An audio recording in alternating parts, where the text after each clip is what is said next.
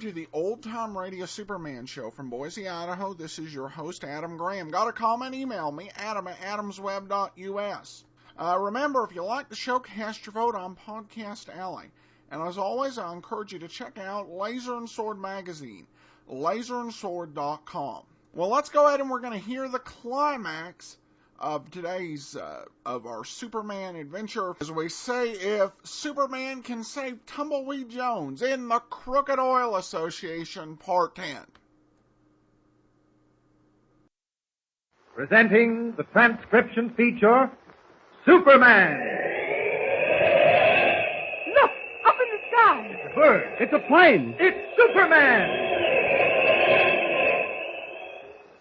Yes, it's Superman. Strange visitor from the planet Krypton, who came to Earth with powers and abilities far beyond those of mortal men.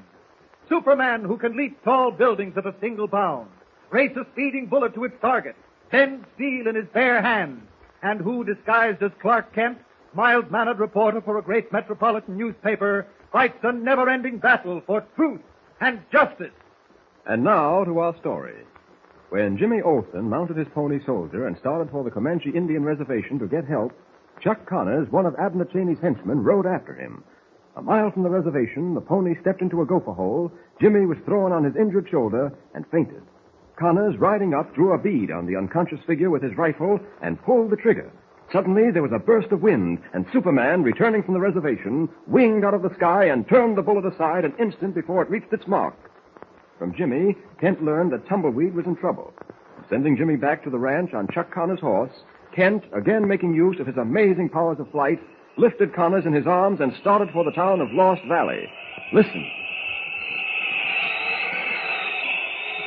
Tumbleweed in trouble. What could that mean? I'd never forgive myself if anything should happen to him. Well, I'll find out soon enough. Faster! Faster! But even as Superman streaks for the tiny cluster of lights that mark the booming oil town, 3 horses are moving slowly across the dark mesa. One of them, a tired, broken-down mare, carries the corpse of Dan Lawson and the bound figure of Tumbleweed Jones. The others are ridden by Abner Cheney and his light-fingered gunman, Lacey.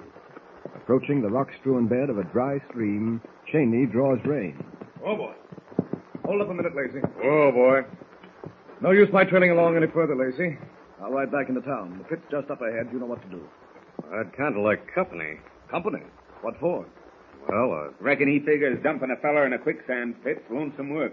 Ain't that it, Lacey? Quiet or I'll cut this whip across your mouth. Not if my hands wasn't tied, Mr. Cheney. No, sir. Get going, Lacey. I'll meet you back in town. Get up. Well, it looks like he kind of pulled stakes on us, don't it, Lacey? Figure he got cold feet? I ain't paid to do no figuring. I reckon not. Killing's your specialty, ain't it? From what I hear, you got an awful easy trigger finger. It'll string you up one of these days. You were trying to get me rattled, Tumbleweed. You're showing the wrong plug. Come on, I ain't got time for no palaver. Your pa was a right decent hombre, Lacey. I reckon it'd kind of trouble him if he knew how his boy's carrying on. Funny how some folks will shy clear of the straight and narrow, preferring to take a twisted trail. When as any hombre knows who ain't lacking a brain, the straight and narrow is the short way. Says so in the books, right down in black and white. You ever come across it, Lacey? No, and I ain't aiming to, neither. Whoa, up there. Well, I reckon this is as far as we go. That's the old quicksand pit up ahead, ain't it, Lacey? You got eyes in your head. Yeah, but I can't hardly believe him. What are you talking about?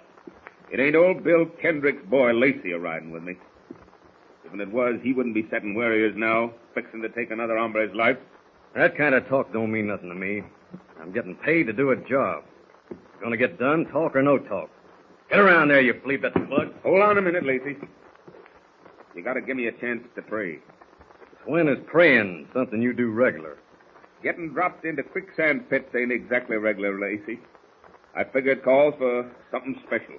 All right, go ahead, but make it fast. Take my hat off, Lacey, if you don't mind.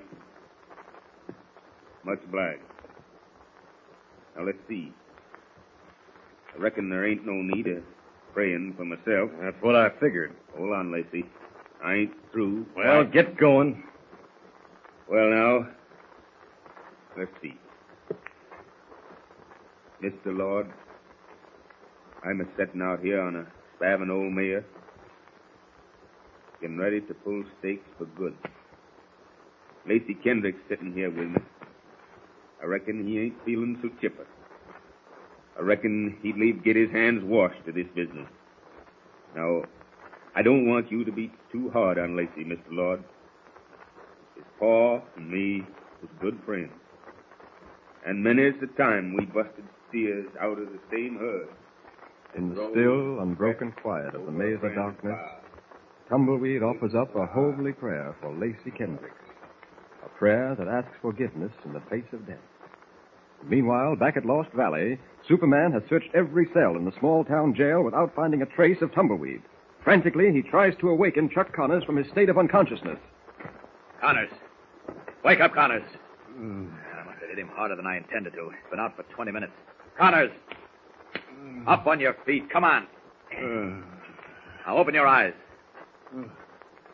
What hit me? Connors, where's Tumbleweed? Connors, stand up. Where's Tumbleweed? What business is it of yours? What? Cheney. I don't think we've met before. I don't seem to recall that fancy dress costume. We've met, Cheney, under slightly different circumstances. May I suggest that you get rid of that gun in your hand? It's about as much use to you as a matchstick. Pretty sure of yourself, aren't you?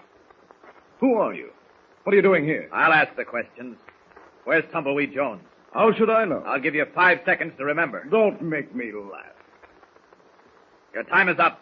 Stand back, you fool. Or you'll what, Mr. Cheney? Killing me. Breaking my back. Where's Tumbleweed? I don't know. Oh. You'd better talk, Cheney. Your back isn't made of rubber. It's going to snap soon. All right, I'll talk. Stop. Go ahead. You're too lady. He fell into a quicksand pit. Where? Where, I said? No, don't. Behind Buzzard's nose. Maybe you think I'm too late, but you might be surprised. Come on. You and this specimen on the floor are going into a cell until I get back. There. In you go. That should hold you. Too late, am I? No, I can't be. The quicksand pit behind Buzzard's knoll. Up! Up! And away!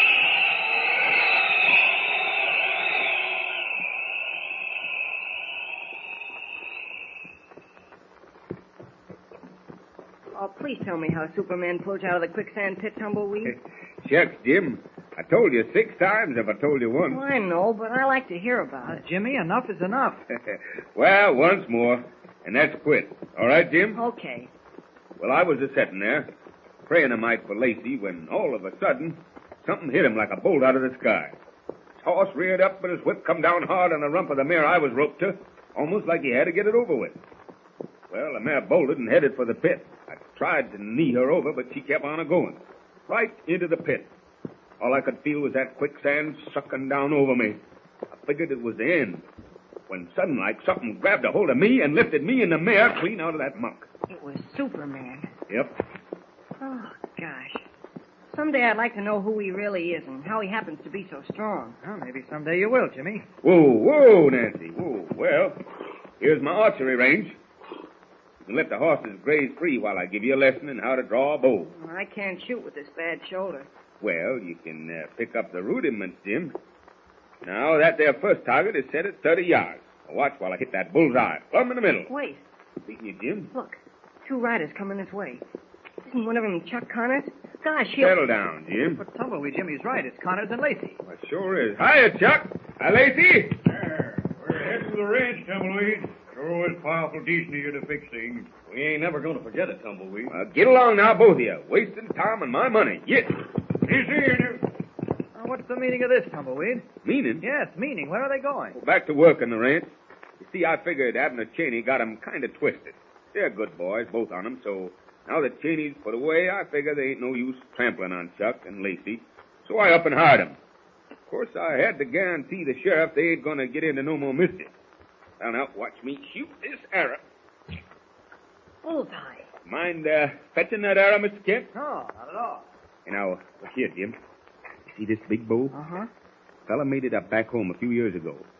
And no man's ever been able to draw it.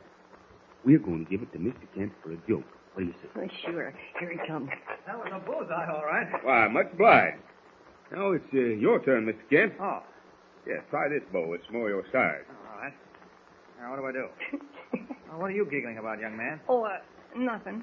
Here you are, Mr. Kent. Now, knock your arrow. What?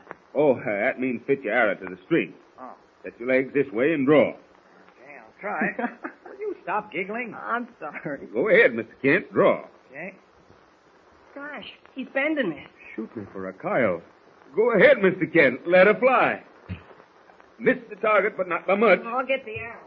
Well, Jim and me tried to pull a joke on you, Mr. Kent. No man's ever been able to draw that there bow. You got a powerful arm. Mr. Kent, Tumbleweed. What is it, Jimmy? Come here, hurry. Now, what do you suppose is ailing him now? Oh, probably nothing. Look what I found. What is it? A hand-beaten silver arrow. The arrow you shot landed in this gopher hole, Mr. Kent, and when I stuck my hand in to get it, I found that. There's a date on it and some writing. Let me see. 1855. What's the writing, Mr. Kent? Hard to make out. I shot this arrow into the air. 'Twill fall to earth I know not where. Oh, that's taken from a poem, isn't it? Yes, one of Henry Wadsworth Longfellow's poems. Nothing else on it? Yeah, there are 2 more lines. Now, wait, let's see. If he who finds this has no fear, he'll search the stream neath the galloping steer. Well, it looks like Jimmy has stumbled on something very interesting. To whom does the silver arrow belong? And what is the meaning of the mysterious verse engraved on it? You can be sure Clark Kent, Jimmy, and Tumbleweed are going to make every effort to find out. So don't miss a single thrilling episode. Tune in and follow the story with Superman. Don't forget, tune in again for the next thrilling episode with Superman. Look, up in the sky. It's a bird. It's a plane. It's Superman. Superman is a copyrighted feature appearing in Action Comics magazine. Welcome back. I'm back just because this is the end of the serial. And, of course, it ends with us starting with the teaser for the new serial. The one thing I really didn't care for in the way that this ended is that we skipped the actual dramatic rescue, Superman rescuing Tumbleweed Jones, so that we could get the teaser for the next show. I really would have rather seen Tumbleweed rescued. But the serial, to me, it worked okay. James Luntz didn't like it that much because he really just doesn't like Tumbleweed Jones. Did not like the character at all. To him, it seemed out of place. He thought, and he made the point, it may have been based on some of the, because of some of the Western heroes like Red Ryder, in terms of why it was included. He didn't like the villains. He thought they were too melodramatic. I saw them as okay. So we kind of disagree on the serial. This one, not great, but okay. And we'll see what happens with the Silver Arrow. We'll get to that on Monday, or on Wednesday, excuse me. Until then, though, got any questions, email me, adam@adamsweb.us.